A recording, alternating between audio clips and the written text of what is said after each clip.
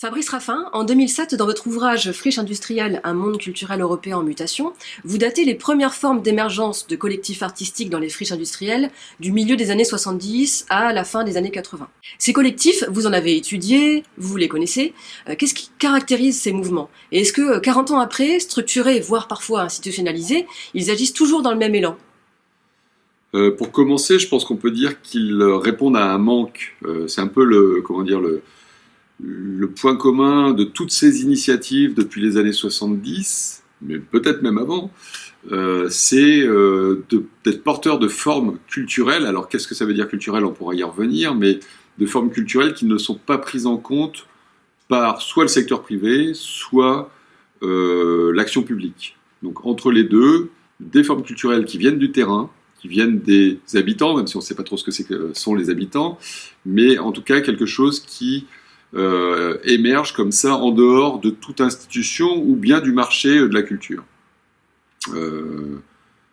Ça c'est le premier point, donc sur le point commun. Ensuite, le point commun par rapport peut-être aux années 70, c'est la démarche collective. La démarche collective qui, de fait, étant en dehors d'institutions publiques ou de l'économie traditionnelle, sont obligés d'inventer leur forme d'organisation, leur forme de financement. Et ça reste aujourd'hui quand même un point assez fort et commun à ce que j'appellerais du coup, une action collective associative, puisque très souvent c'est collectif, même si certains peuvent ne pas prendre cette forme, mais le plus souvent sont des formes associatives. De nouveaux collectifs émergent dans les villes, les acteurs de contre-culture agricole cette fois-ci. Ces nouveaux collectifs prônent l'expérimentation d'une société alternative face au courant dominant, ce système dit légitime.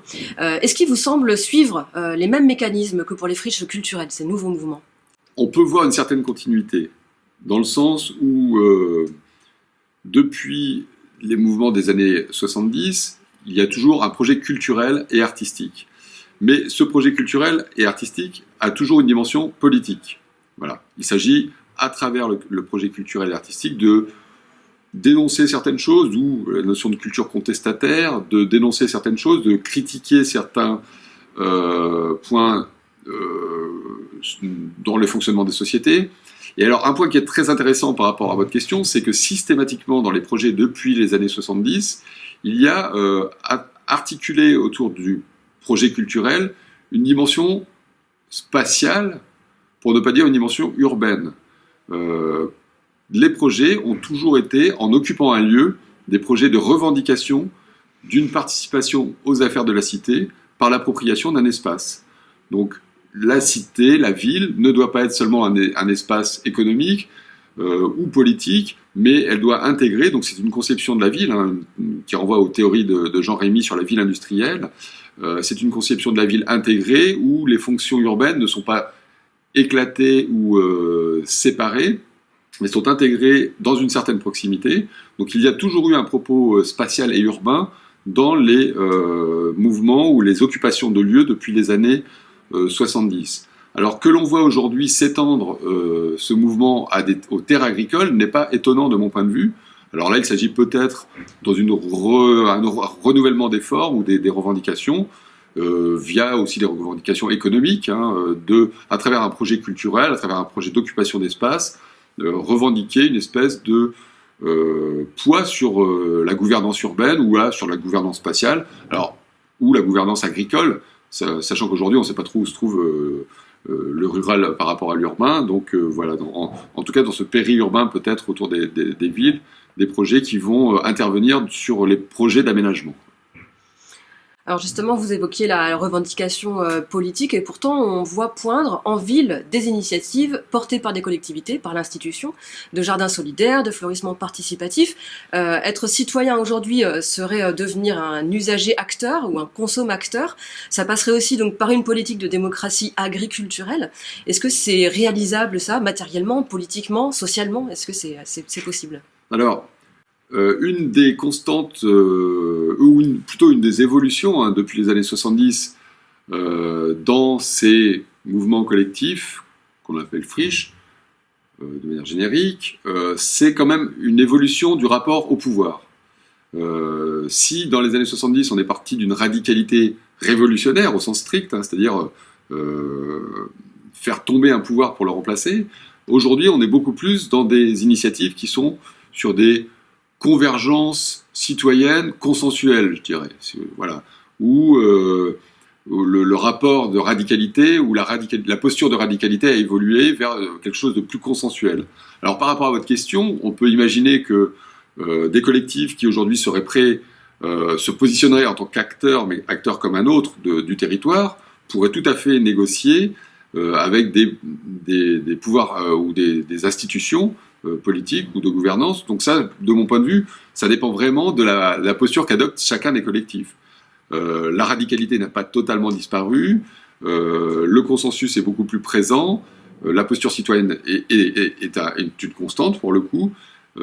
À voir en fait à chaque fois comment le collectif se constitue, ce qu'il revendique, le rapport au pouvoir qu'il développe ou qu'il voudrait instituer. Et ça dépend beaucoup des parcours et des profils des individus qui composent le collectif, et puis de postures individuelles au niveau politique. Voilà. Mais ce qui est intéressant pour moi depuis les friches des années 70, c'est qu'il y a eu plusieurs directions qui ont été prises, quoi. Donc la direction radicale est restée, hein, elle est restée comme une extrême politisée, souvent d'extrême gauche, hein, de fait.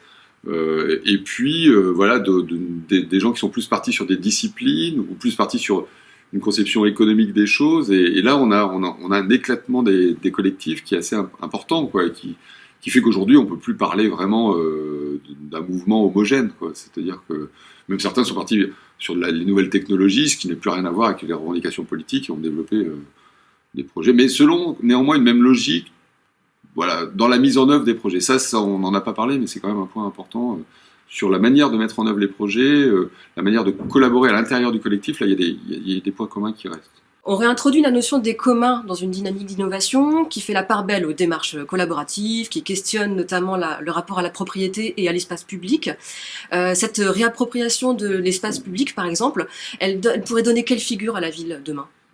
Alors, je pense que dans l'héritage urbain depuis les années 50-60, quelque chose aujourd'hui est quand même vraiment interrogé, c'est la question des fonctionnalités urbaines, des questions des segmentations entre espaces spécialisés, hein, de côté donc le résidentiel d'un côté vraiment distinct de l'endroit où on travaille, des espaces de loisirs, des espaces d'approvisionnement.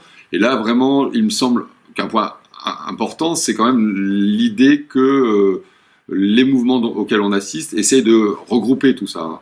Je l'ai évoqué par rapport à la notion de ville industrielle de Jean Rémy, une ville intégrée où les distances soient réduites, où la voiture ne soit plus l'étalon du déplacement, mais plutôt quelque chose de la proximité, de l'accessibilité dans un espace marché, hein, de marche.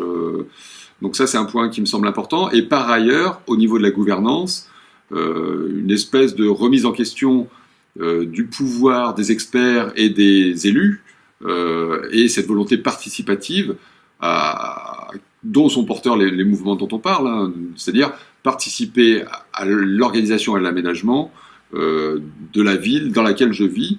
Donc ces deux aspects, une fois en termes d'aménagement, un changement d'étalon, hein, de l'urbain, et puis de l'autre côté, un changement au niveau de la gouvernance et des modes de gouvernance, mais qui dépasse largement la question de l'aménagement urbain, hein, qu'on retrouve aujourd'hui dans le questionnement de la légitimité de l'élu sur des élections qui soient seulement tous les 5 ans ou autres. Voilà. Une espèce de participation continue, on va dire. Merci à vous.